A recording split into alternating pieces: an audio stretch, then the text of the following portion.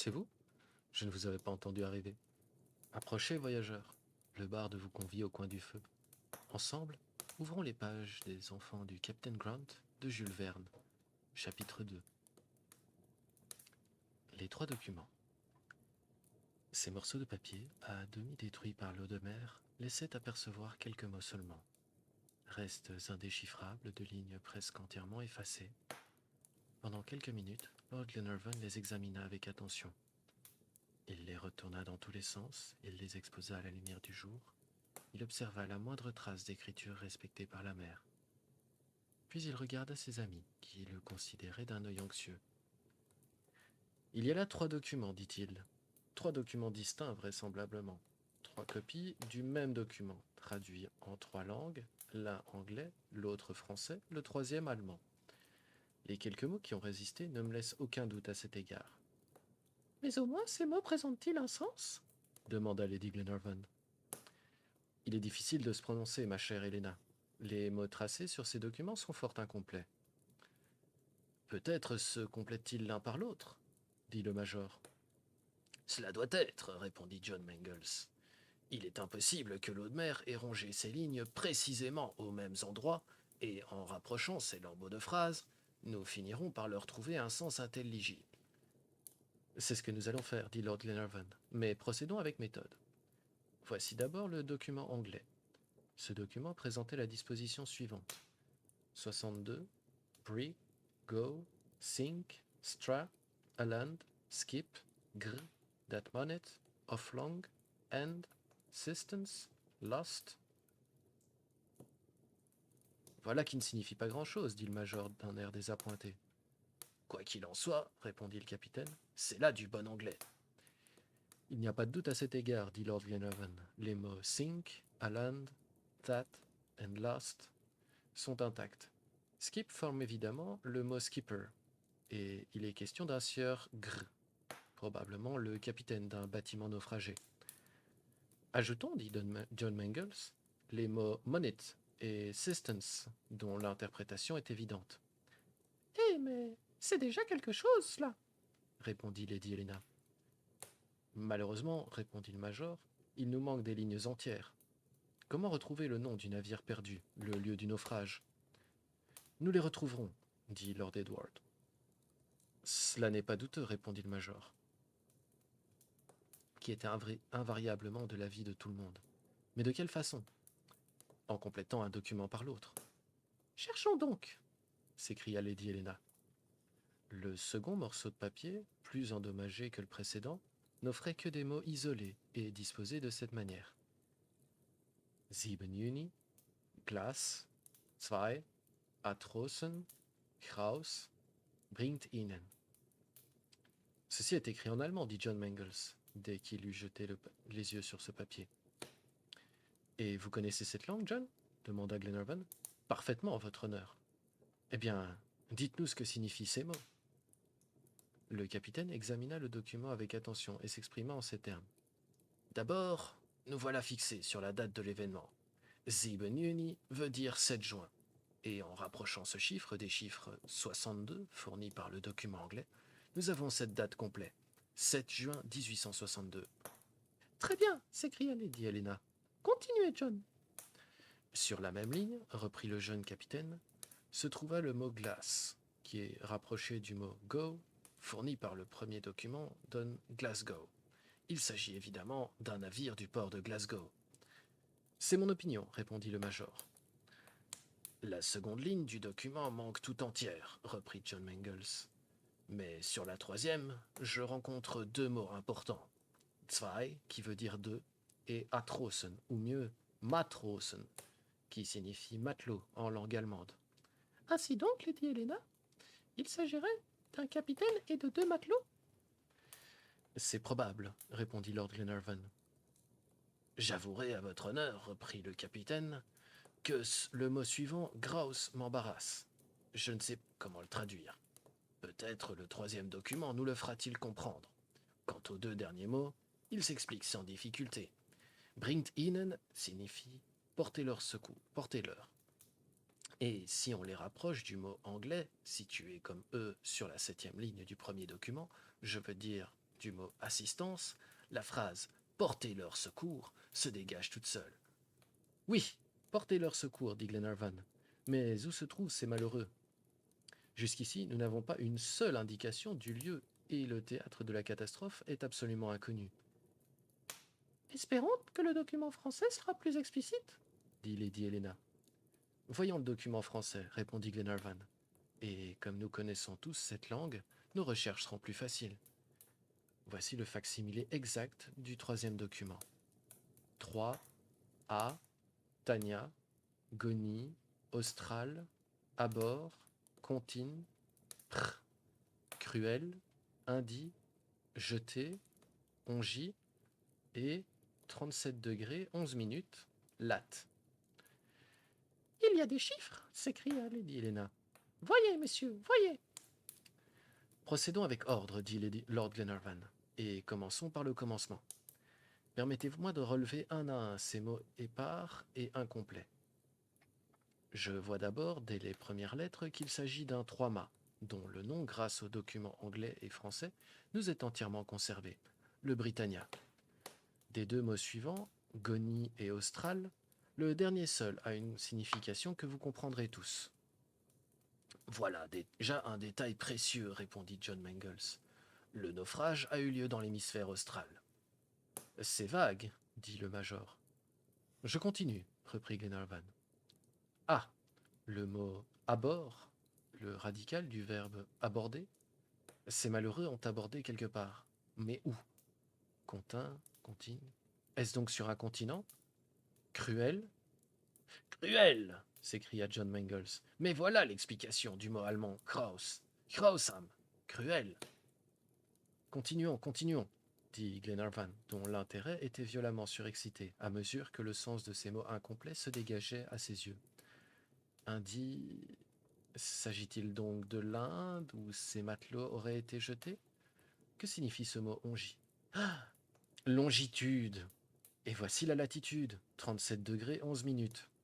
Enfin, nous avons donc une indication précise. Mais la longitude manque, dit McNabbs.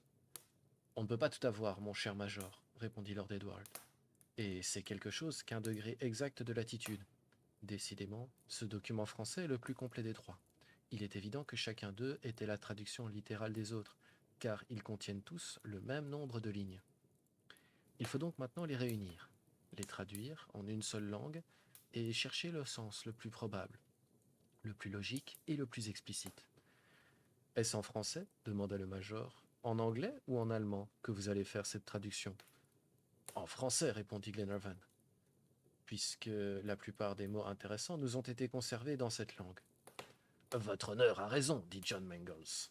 Et d'ailleurs, ce langage nous est familier.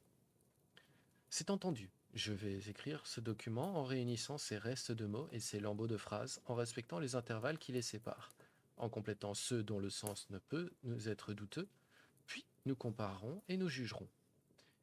Glenarvan prit aussitôt la plume, et quelques instants après, il présentait à ses amis un papier sur lequel étaient tracées les lignes suivantes. 7 juin 1862, 3 mâts Britannia, Glasgow, Sombré, Goni, Austral. À terre, 2 matelots, capitaine Gr, à bord, Contine, Pr, Cruel, Indi, jetez ce document, de longitude et 37 degrés 11 minutes de latitude. Portez leur secours, perdu. En ce moment, un matelot vient prévenir le capitaine que le Duncan embouquait le golfe de l'Aclide, et il demanda ses ordres. « Quelles sont les intentions de votre honneur ?» dit John Mangles en s'adressant à Lord Glenarvan. « Gagnez Dumbarton au plus vite, John, puis, tandis que Lady Helena retournera à Malcolm Castle, j'irai jusqu'à Londres soumettre ce document à l'amirauté. » John Mangles donna ses ordres en conséquence, et le matelot alla les transmettre au second. « Maintenant, mes amis, dit Lord Glenarvan, continuons nos recherches. Nous sommes sur les traces d'une grande catastrophe. La vie de quelques hommes dépend de notre sagacité. Employons donc toute notre intelligence à deviner le mot de cette énigme. Nous sommes prêts, mon cher Edward, répondit Lady Helena. Tout d'abord, reprit Glenarvan, il faut considérer 3 choses bien distinctes dans ce document. Premièrement, les choses que l'on sait. Deuxièmement, celles que l'on peut conjecturer. Troisièmement, celles que l'on ne sait pas. Que savons-nous? Nous savons que le 7 juin 1862, un 3-mâts, le Britannia de Glasgow, a sombré, que 2 matelots et le capitaine ont jeté ce document à la mer par 37 degrés 11 minutes de latitude, et qu'ils demandent du secours. Parfaitement, répliqua le major. Que pouvons-nous conjecturer reprit Glenarvan. D'abord, que le naufrage a eu lieu dans les mers australes. Et tout de suite, j'appellerai votre attention sur le mot Goni. Ne vient-il pas de lui-même indiquer le nom du pays auquel il appartient? La Patagonie s'écria Lady Helena. Sans doute. Mais la Patagonie est-elle traversée par le 37e parallèle demanda le major. Cela est facile à vérifier, répondit John Mangles, en déployant une carte de l'Amérique du Nord, de l'Amérique méridionale. C'est bien cela. La Patagonie est effleurée par ce 37e parallèle. Il coupe l'Araucanie, longe à travers les Pampas du Nord, des terres patagones, et va se perdre dans l'Atlantique. Bien, continuons nos conjectures. Les 2 matelots et le capitaine à bord. À bord de quoi? Le continent? Vous entendez? Un continent, et non pas une île. Que deviennent-ils? Vous avez là 2 lettres providentielles, PR, qui vous apprennent leur sort. Ces malheureux, en effet, sont pris ou prisonniers de qui? De cruels Indiens? Êtes-vous convaincu? Est-ce que les mots ne sautent pas d'eux-mêmes dans les places vides? Est-ce que ce document ne s'éclaircit pas à vos yeux? Est-ce que la lumière ne se fait pas dans votre esprit? Glenarvan parlait avec conviction. Ses yeux respiraient une confiance absolue. Tout son feu se communiquait à ses auditeurs. Comme lui, ils s'écrièrent « C'est évident! C'est évident !» Lord Edward, après un instant, reprit en ces termes. Toutes ces hypothèses, mes amis, me semblent extrêmement plausibles. Pour moi, la catastrophe a eu lieu sur les côtes de la Patagonie. D'ailleurs, je ferai demander à Glasgow quelle était la destination du Britannia, et nous saurons s'il a pu être entraîné dans ces parages. Oh, nous n'avons pas besoin d'aller les chercher si loin, répondit John Mangles. J'ai ici la collection de la Mercantile and Shipping Gazette, qui nous fournira des indications précises. Voyons, dit Lady Glenarvan. John Mangles prit une liasse de journaux de l'année 1862 et se mit à la feuilleter rapidement. Ses recherches ne furent pas longues, et bientôt il dit avec un accent de satisfaction. 30 mai 1862, Pérou, le Callao. En charge pour Glasgow, Britannia, Capitaine Grant. Grant s'écria Lord Glenarvan, ce hardi Écossais qui a voulu fonder une Nouvelle-Écosse dans les mers du Pacifique.